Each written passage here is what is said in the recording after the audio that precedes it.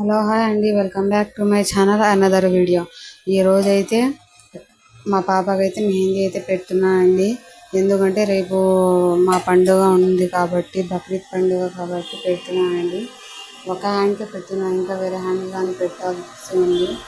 ఇదైతే simple and easy mehndi design చూడండి. Full హ్యాండ్కి చాలా బాగుంటుంది.